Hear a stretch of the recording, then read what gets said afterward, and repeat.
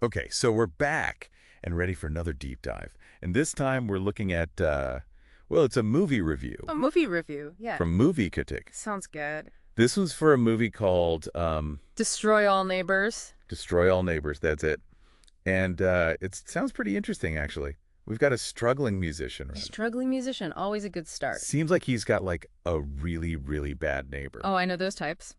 And then things kind of go sideways, accidental death. But then, get this, there's like reanimation involved. Reanimation, huh? So we're in horror territory now. It does sound like it, right? Yeah. To top it all off, there's this prog rock album and, oh yeah, zombies. Zombies and prog rock. That's a combo I haven't seen before. Yeah, it's definitely unique. But hey, that's what we're here for, right? Yeah. To dive into the unique stuff. So what stood out to you from this movie ticket review? Well, they really pushed this idea of absurd meets gruesome. Like right off the bat, that's what grabbed me. Absurd meets gruesome. Yeah, and that makes me think horror comedy. Yellow comedy, yeah, for sure. But it's such a tough genre to get right, isn't it? Like if you go too heavy on the horror. You lose the laughs. Exactly, lose the laughs. But if you lean too much on the comedy. Then it's not scary anymore. Yeah, the scares, they just, poof, disappear. No tension, no thrills. Totally.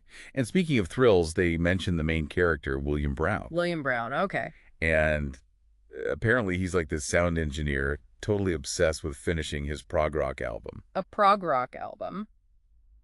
In a zombie movie, that's different. Yeah, you don't hear that every day, do you? Yeah.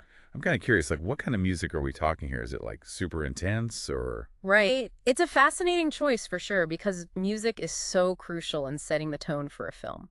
I mean, think about it. Even in the review, they talk about this scene with a sudden silence right before a jump scare. Oh, yeah, they get you every time. It does, and that's exactly what I mean. Like, that manipulation of our expectations, whether it's music or the lack of music in this case, it's a powerful tool for horror filmmakers. You're right. You're right. It's all about playing with those expectations. So, like, how else does the movie mess with us? Well, it seems like the whole zombie thing, it doesn't happen right away. Oh, really? Yeah, they hold back on that. Like, it's not your typical zombie outbreak from the get-go, you know? Interesting. So they're kind of subverting the classic zombie tropes then. Exactly. They're messing with the formula. And maybe that's what makes it unique, as the review says. Okay, so unique zombies, a prog rock soundtrack. What else? Oh, and get this, all the music. Apparently, it's original stuff from this, like, fictional band in the movie. No way, really? Like, they made up a whole band? That's what they say. I mean, think about the possibilities there. Like, is the music intentionally bad?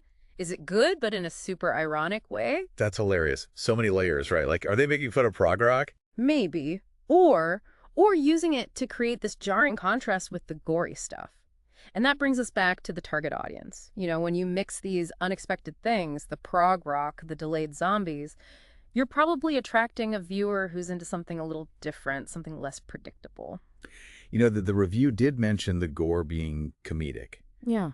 I'm picturing something like over-the-top splatter, but done in a funny way. What do you think?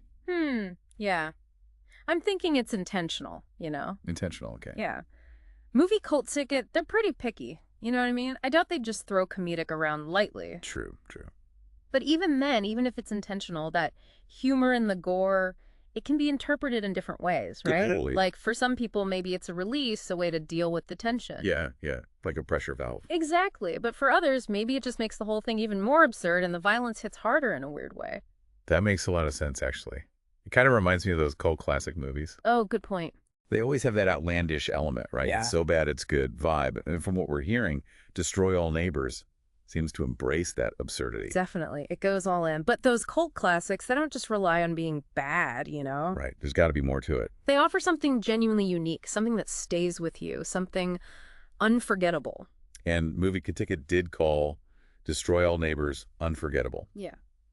So what do you think? What makes a movie, especially a horror comedy, truly unforgettable? Well, it all comes down to that tightrope walk between horror and humor. You have to get it just right, like creating moments that are both shocking and hilarious, maybe even a little disturbingly funny, you know?